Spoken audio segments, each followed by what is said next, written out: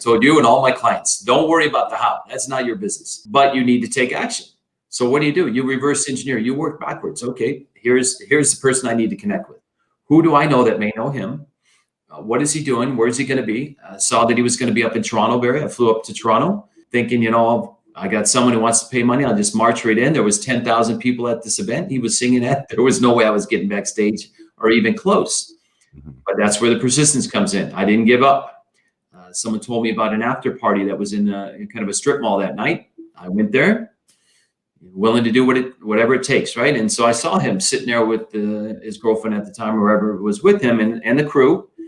And I just waited. I waited till she went to the restroom, and I waited for her to come out. And I said, look, I'm not stalking you. I'm too old to be a groupie. Don't need an autograph. Don't even need a photo. But here's the deal. I have a client that will send money next week if he will come with us and do this thing. And from that, Barry, it led to an amazing string of 8 years of being able to travel the world with him.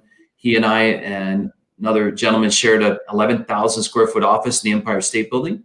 Wow. Damon, John, and the FUBU guys had the other half of the office. So that's why you just never know what's possible when you take action and when you stop worrying about how you're going to figure it out and just hold the vision of what you want. Welcome to the Greatness Ignited podcast, where we have conversations about the greatness of others so that you can recognize the greatness in you.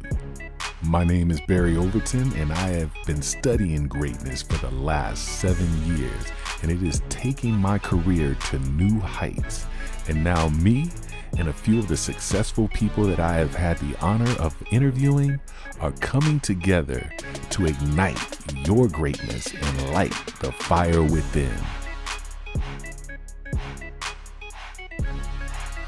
All right, ladies and gentlemen, welcome to another episode of Greatness Ignited. We got a special show today. Ladies and gentlemen, we got a gentleman called The Connector. He is one of the world's foremost experts in the skill of networking. And over the past decade, he has studied the art of achievement. Two of his mentors are Les Brown and Bob Proctor. And he has a stable of clients that are just phenomenal. Some of those clients are Akon, Damon John, Onyx Singal, his Bob Proctor actually, and Les Brown as well. So his mentors are also his clients. That says a lot about their trust in him in the services that he provides. He's also been the producer of 2 major feature films in Hollywood and the co-owner of a $25 million sports franchise. So again, this guy comes with a lot of great credentials, but he has a humanitarian side to him as well. Someone that has allowed the gift or given the help to give the gift of hearing to 1,600 people in the Caribbean. He's also been a volunteer with Big Brothers of America. He's the father of 2 beautiful children, Gianna Marie and Michele. And again, the joy that comes from being a father, he gets that same joy with the clients that he works with to be able to give them their greatness and have that come out. So without any further ado, ladies and gentlemen, Mr. Jon Talarico. How you doing, sir? I'm doing great, Barry. Thank you so much for having me. I am really honored and really blessed to be here this morning. Yeah, thank you. And it is a pleasure. And I I'm one of those clients as well. And I got to tell you that, when I first to have the moniker, The Connector, that's a pretty tall order to have to be able to hold up to. And I can tell you, the audience that's listening, he lives up to it on a daily basis, not only with me, but hundreds of people that he's working with. And the beautiful part about it is he has a passion and a desire to be able to connect people together and see them succeed. And it's not necessarily about him having success, or it's not a monetary piece involved in that. I had to actually test Jon's connection ability. One day I called him. I said, "Hey, Jon, I want to meet the president of the United States." You know what Jon's response was to me? He's like, "Which one of them?" And I was like, "What do you mean, which one?" He said, "Hey, there's 6. There's 1 current and 5 that are living. Which one do you want to meet?" I kid, folks, but again, that is the power of his connection, and it's just been great to be able to see that. And I know that that's something for you, Jon, over time that you've been able to develop, and you've also developed the skills for that. And we'll talk about that as we're going through the podcast for some of those viewers that are looking to be able to have that ability to be able to network. But I want to just jump right in and kind of talk about early life for Jon Talarico and what it was like. Because again, I gave all your achievements, and people would probably think, man, this guy grew up with a silver spoon in his mouth, and just everything has been great for him. But that's not necessarily the case, is it? That spoon was plastic, Barry. That spoon was plastic. Yeah. Thanks for that intro, Barry. But you guys, I want all of you to know it was not like that growing up. I grew up in Flint, Michigan. That Flint, Michigan, with the lead in the water, and it was an auto town that was decimated in the 70s.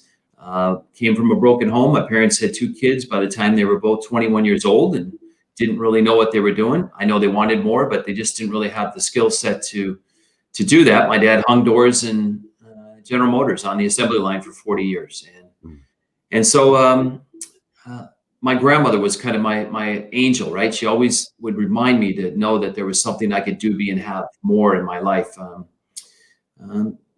I spent a lot of time having an image that I projected to the outside, Barry, that everything was fine. But on the inside, I was unhappy, depressed, disappointed, ashamed.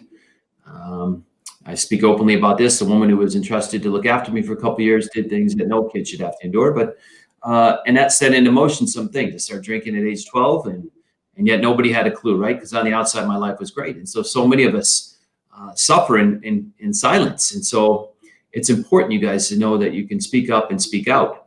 But again, I'll go back to my grandma. She said, "I want you to come listen to this man on a Sunday night on the radio." He was speaking at the AME Church in Detroit, and he was none other than Mr. Les Brown. And that gave me hope.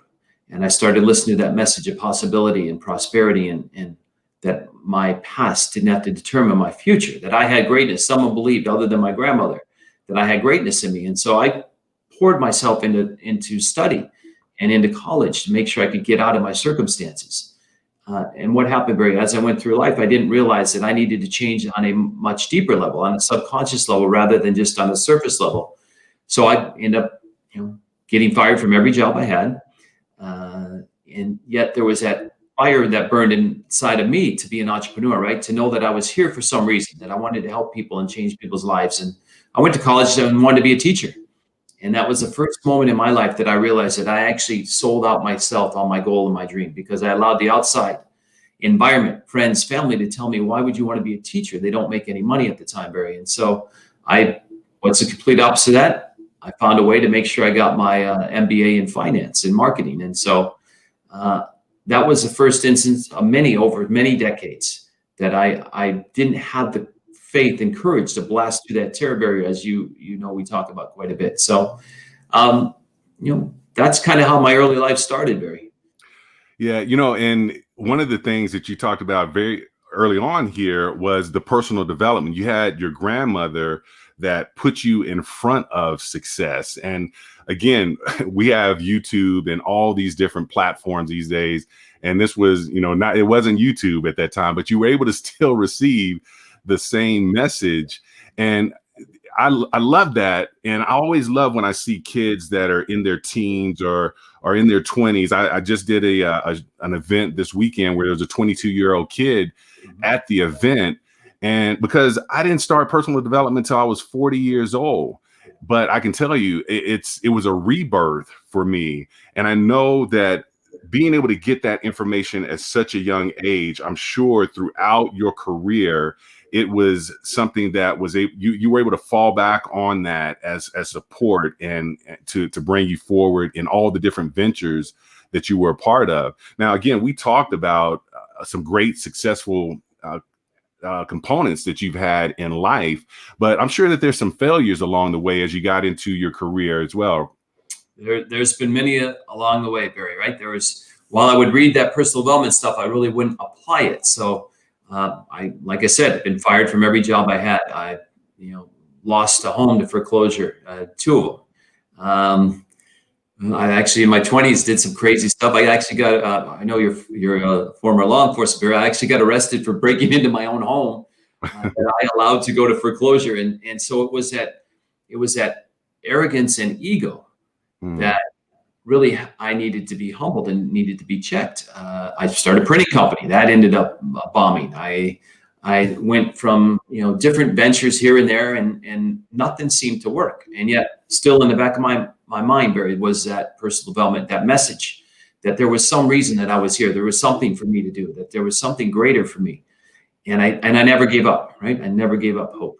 Yeah. So tell me, what was the turning point, the aha moment of, okay, this life that I've been living is not what I want for the rest of my life, and I know that there's a better way. What was that turning point for you?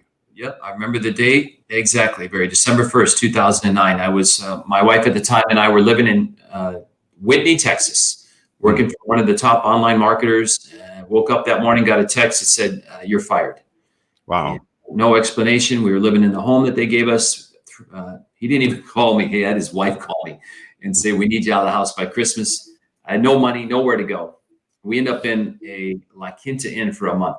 And as a man, a husband, a son, entrepreneur, I was at my lowest point. And I said that I am not going to go out like this, right? I am not going to do this. And I remembered something that my grandma told me, right? That I could be, do, and have whatever I wanted to do. And I realized that I had become a victim, Barry, that I was the problem, right? And blaming everyone, angry, depressed, snapping at people. I was miserable, right? And I was blaming everything and looking at everything outside of me for the cause of my circumstances, and didn't want to look at myself in the mirror. I couldn't look at myself in the mirror because I was so ashamed of what I had gotten to this point in my life with. And so I saw this message that I think it was Marcus Aurelius. I kept going to Starbucks every day across from the motel. It wasn't even a hotel, it was a motel. And I would see the same people there, Barry. And one guy, I remember, I'd see him every day. And he says, "I'll see you tomorrow." And I'm walking back and I'm thinking, "The heck you will. I'm not going to keep doing this." I saw a quote by Marcus Aurelius, "The obstacle that's in the way becomes a way," or something. And I started to wake up and think, you know what? There's only one person that's a problem here, and that's me. And so I went back and I said, I'm going to change this immediately, change my thinking. So I said, what do I need to do? Let me take an inventory of the relationships in my life, the assets, rather than look at all the liabilities, tons of debt, no money, two dogs and a wife living in a motel. Let me focus now on what I do have. Well, I've got the ability to think, right? Can use that. I've got great relationships, some great friendships over the years. And I've proven and shown that I have a really great ability to create relationships with people. And when I started to change my thinking, things started to happen. Within days, I got a call from a very wealthy guy in India asking me if I could bring Akon to his birthday party. I said yes. He's actually a billionaire, and he is a billionaire. He owns one of the clubs in England. And I said, sure. I had no idea how I was going to make that happen. But I've always had the belief, Barry, that anything's possible in life, right? And so I said, no problem, I'll get it done. And then I started taking action and moving, right? You guys, when we make a committed decision to change our life, and you combine that with action or persistence, right? Persistence is just faith, unwavering faith. Then things will start to change. People, opportunities, things that you will call coincidence will start to happen. No, they're confirmation that you're on the right path. Yeah. Now, and you said that you had no idea how you want to get it done. Did you know Akon at that time? I did not know him at all, Barry. And this is why I told you and all my clients, don't worry about the how. That's not your business. Yeah. So, but you need to take action. So what do? You reverse engineer. You work backwards. Okay, here's the person I need to connect with. Who do I know that may know him? What is he doing? Where's he going to be? Saw that he was going to be up in Toronto, Barry. I flew up to Toronto thinking, I got someone who wants to pay money. I'll just march right in. There was 10,000 people at this event he was singing at. There was no way I was getting backstage or even close. But that's where the persistence comes in. I didn't give up. Someone told me about an after party that was in kind of a strip mall that night. I went there, willing to do whatever it takes, right? And so I saw him sitting there with his girlfriend at the time, or whoever was with him, and the crew. And I just waited, Barry. I waited till she went to the restroom, and I waited for her to come out. And I said, look, I'm not stalking you. I'm too old to be a groupie. Don't need an autograph. Don't even need a photo. But here's the deal. I have a client that will send money next week if he will come with us and do this thing. And from that, Barry, it led to an amazing string of 8 years of being able to travel the world with him. He and I and another gentleman shared a 11,000 square foot office in the Empire State Building. Wow. Damon John and the FUBU guys had the other half of the office. So that's why you just never know what's possible when you take action and when you stop worrying about how you're going to figure it out and just hold the vision of what you want.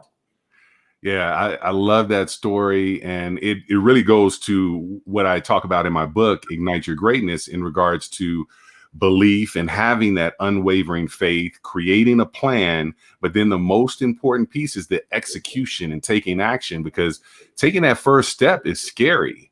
And I think about if you had not taken that first step and you thought about the how and worried about the how, we wouldn't be here right now. And you probably wouldn't have the friendships and bonds that you have with so many people now. But that is just truly a testament to again, the unwavering faith and the knowing doing that we talk about quite often. Yeah. And one of my favorite stories also is you share how you wanted to meet Bob Proctor.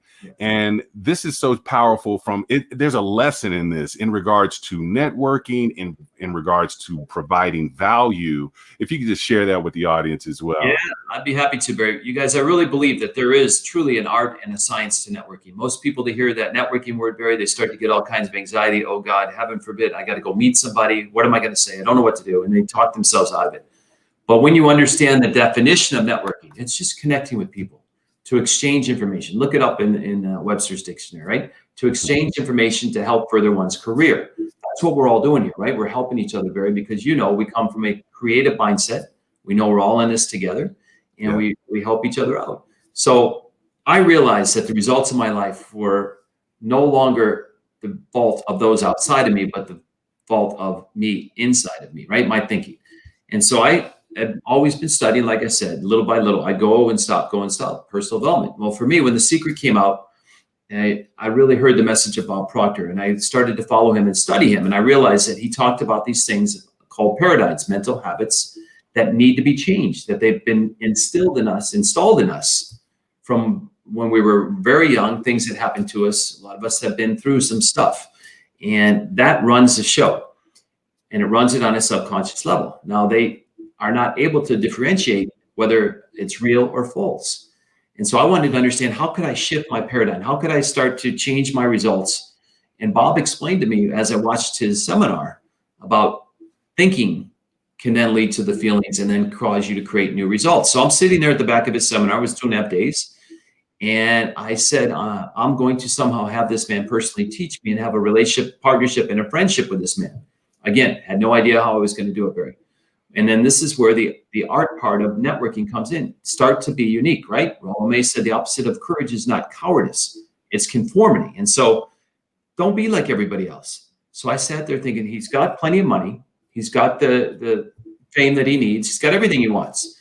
What else could possibly be important to this man? So as I sat there for 2.5 days, Bob played one song that weekend, Barry, over and over again. Every break, every return from the break, lunch break, and it's going to be a bright, bright, sunshiny day. And he tells his story now. And I'm like, boy, that song must mean something special to him. And I had a hunch. Let me go to where everyone goes for research these days, to Google, right? Who sings the song? Johnny Nash. Is he still alive? Yes. And then contact information. Well, Barry, there was nothing on him at all. Nothing. There's no website. He's been a recluse. In Houston, Texas, not seen in public in decades. And again, that's where the persistence comes in. I was not to be denied. I was determined that I was going to get him to autograph an album for Bob Proctor for his 80th birthday. And I found some court papers on like page 6 or 7 of Google. There was a phone number in there. I called that number, and sure enough, it was his wife. Wow. And then I said, ma'am, Bob Proctor is a huge fan of your husband. He's turning 80, loves his song, plays it at all his seminars and events. if I send you an album, will you get Johnny to autograph it? She said, sure. Now, this is where you also have to make it as easy as possible for people, right? So I got that album off of eBay for $6. I sent the return postage. I cut out the box and made that for them. I sent a piece of tape so they could just tape it. I sent the marker and everything that they needed, right, to make it as easy as possible. Got that back, framed it, put a plaque in there because Bob still didn't know me now. And I said, Bob, thank you for helping me see clearly now, Jon Talarico. I framed that Barry and dropped it off at his next seminar at the front desk and left. And then within an hour, his son called me and said, Dad, we'd like to speak to you, come back. Brought it up on stage. And from that moment, Barry, I can't tell you the relationship and the impact that that man has made on my life. That thing sits now in his office in Toronto. I've learned to come to understand how I can think my way into the results I want. I've become one of his 1,500 consultants around the world. Made a committed decision last July that that's what I wanted to do. The thing that I'd always put off doing, teaching and coaching people how to discover the greatness in them. And as you know, Barry, the year ended, I'm one of his top 10 coaches in the world. And so it's a testament, not to what I do, but what my clients do, because the material works, Barry. You're a perfect example of that. If you do things, not just do certain things, but if you do things in a certain way, and you follow the laws, natural laws, universal laws, all based on God's laws, then you will get the results that you want and achieve. And so that's where the networking comes in, Barry. You want to be unique. Yeah, absolutely. And a part of that, again, because those are big steps that you're taking. So it does take a particular mindset to say that, I'm going to do this for Bob Proctor, and then I'm going to, make sure that I can get this gift to him. And this is someone that you look up to and you idolize. So that in itself is scary. And then the task at hand of doing the research and finding the artist and approaching him as well. All of that is so much. It's a great story, but there's so many lessons in it that hopefully the listener is picking up on the ability to just make those decisions and then just run with it. And as Jon mentioned, the how will come to you. Now, you mentioned being in the top 10 in the world out of 1,500 other people that are working with Bob Proctor. And being in that top 10, it's just a phenomenal achievement. And I congratulate you for that. And after knowing you for the last 7-8 months, I had no doubts, when they said who the top 10 would be. So yeah, Jon Talarico is definitely going to be in there. And, it's just been a real treat to see the tribe or the group that we have of people, and so much success that's coming out of that group. If you want to just share with our listeners, number one, so Thinking into Results is the particular program that I'm a part of. And like I said, so much success that has come out of it. If you want to share a little bit about the program and some of your success stories that you've experienced with that. Wonderful. Thank you very much, Barry. Let me just share with your listeners, you guys, Barry introduced me as a connector. There are 3 things that you need to connect with, and these can guarantee you unstoppable success, right? And the first thing you need to connect with is what Barry talked about, the right mindset, right? You can be rich, you can be successful and all that, and not understand how you did it. But when you understand there's a blueprint to success, how the top 3% of the people in the world think, act, and operate, then it's duplicatable and teachable if you understand that there are laws that govern our behavior, and they're true for everybody in all places and all times. So the first connection, the most important connection, is to your thinking, is to the awareness to know that you have everything you already need to be, do, and have whatever you want. But in order to do that, you have to understand how you are programmed, and you have to reprogram your thinking. We are so conditioned to live by our results and our 5 senses that those results cause us to think in a certain way on a very basic level, Barry. What we come to understand in working in the 6-month program and Thinking into Results is that we can actually choose the thoughts we think. We can cause that to have us feel a different way than we've ever felt before. Your body is always vibrating. Your body is just an instrument of your mind. And then it causes you to act. That new action, because you raise your vibration, you raise your thinking, you're feeling better about yourself. You're living your life from unwavering faith, not from fear, which both demand that you believe in something you can't see.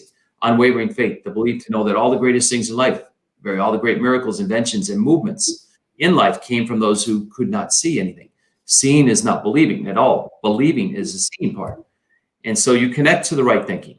You can live a life where you master the art of calmness, right? You live your life from the inside out. Second thing you want to connect with, and we didn't even talk about this, Barry, was I set out on the same thing to create a relationship, to learn from Les Brown. You want to connect to the right message. And I did the same exact thing that I teach, Barry, the laws of connecting, right? And so now Mr. Brown is actually my client, which is just wonderful. And we work together on that. But you want to connect to the right message. There's nobody better to teach that than Les Brown. So he personally mentored me and coached me on how to understand what it is that I wanted, to get very clear about that, but then to get people to know, like, and trust you in a hurry when you speak from stage or when you're selling your product or service. And then how do you hold people's attention? How do you get their attention, hold it with so much noise going on around us, and then get them to do what you want them to do? Well, like you, Barry, I want people to wake up. I want you to know that hope is here, that no matter what you've been through, you are not through, that there's a different way to be. And that starts with knowing that you can choose to think your way into new results. And then the third connection, which will make you unstoppable. When you have the right mindset, the right message, and then the right network, you need to connect to the right network. And that's what I do, Barry, over the course of these 6 months, is that I teach people how to build and create the right relationships they need to accelerate their business, right? And propel them to the top of their industry and change other people's lives. So when you understand the connection to your thinking, the connection to your message, to what you want, not what you think you can get, what you really want. And then you can have a network of people where like-minded people, very like you and the family that we have and accountability, right? You want to have the discipline to be accountable. All my clients, Barry knows, they're on my phone. We have an accountability group. They're my accountability agents, and we all check in every day, right?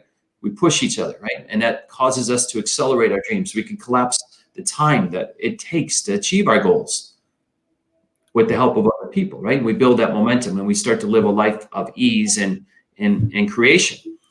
I've got clients, NFL Hall of Famers, to people who borrowed money to get into the program, Barry. We meet every week. And we realize that if we take action, we can change our life. And so that comes with starting a new daily routine. We do things we've never done before. And you know the new routine. I've had clients who are booking $1 million contracts who've lost everything earlier in the year and after joining the program. Shared today on social media, one of my clients just moved into a new home. Other clients set a date to leave her JOB and now is living her LIFE. She moved into her life, a life of her dreams. Yeah. No idea how she was going to pull this off, a single mom of 2 kids, but she set a date. Another one, another pastor, she set a date too to get out of her job by December 30th, and December 26th, she was out having it and achieving amazing success. Another client wanted and decided she wanted to teach people how to write books. She's now having more success than she's ever thought possible. We had one call, Barry. She shared with me her prices. I said, why don't you go stop this and go down to Starbucks? Because now when you look at all the amount of time that you're spending, you're making less than you can make there. We don't value ourselves, Barry. We minimize what we can do and think that other people can do things that we cannot. And so we have to also understand we need to work on our self-image. That's a daily routine, right? Work on our self-confidence. And so my clients that are achieving the results are doing the work on a daily basis. The results will always tell who's doing the work. And that's why that accountability is so important. It's your insurance policy to success.